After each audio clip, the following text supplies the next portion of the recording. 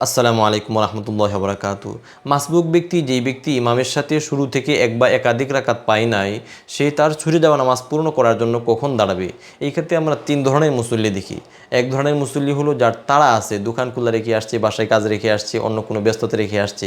তো ওই ব্যক্তি ইমামের সাথে যাও দুই এক রাকাত পাইছে, ওইটা পড়ছে, কিন্তু ইমাম সাহেব সালাম ফিরানো আরম্ভ করতে দেরি সে ঠস করে দাঁড়ায় পড়ে। আরেক ধরনের মুসল্লি হলো যে ইমাম সাহেবের একদিকে সালাম ফিরানোর পরে দাঁড়ায়। আরেক ধরনের মুসল্লি হলো যারা ইমাম সাহেবের দুই দিকে সালাম ফিরানোর পর পর্যন্ত অপেক্ষা করে তারপরে দাঁড়ায়। এই ক্ষেত্রে এই তিন ধরনের মুসল্লির মধ্যে প্রথম শ্রেণী অর্থাৎ সালাম ফেরানো শুরু করতে না করতে দাঁড়ায় যাওয়া, এটা একেবারেই ঠিক না। দুই নম্বর হলো যে একদিকে সালাম ফেরানোর পরে সে দাঁড়াচ্ছে, এটা চলে।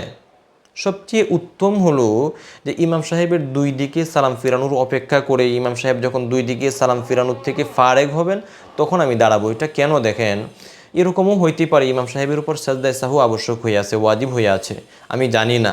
তো এই অবস্থায় ইমামের অনুসরণ করা আমার উপরে ওয়াজিব বরং ফরজ। তাই ইমামের অনুসরণের প্রতি খেয়াল রেখে যেন পূর্ণাঙ্গ রূপে ইমামের অনুসরণটা হয়, এই জন্য ফুকাহায়ে কেরাম বলেন উত্তম হলো দুই দিকে সালাম ফিরানোর পরে মাসবুক ব্যক্তি তার ছুটে যাওয়া নামাজ পূর্ণ করার জন্য দাঁড়াবে। আল্লাহ তাআলা আমাদের সকলকে বুঝার এবং আমল করার তৌফিক দান করুন।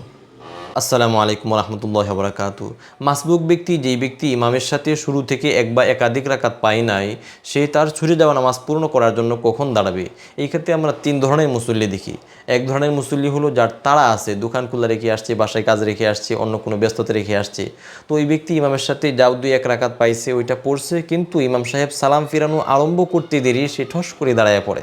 আরেক ধরনের মুসল্লি হলো যে ইমাম সাহেবের একদিকে সালাম ফিরানোর পরে দাঁড়ায়। আরেক ধরনের মুসল্লি হলো যারা ইমাম সাহেবের দুই দিকে সালাম ফিরানোর পর পর্যন্ত অপেক্ষা করে তারপরে দাঁড়ায়।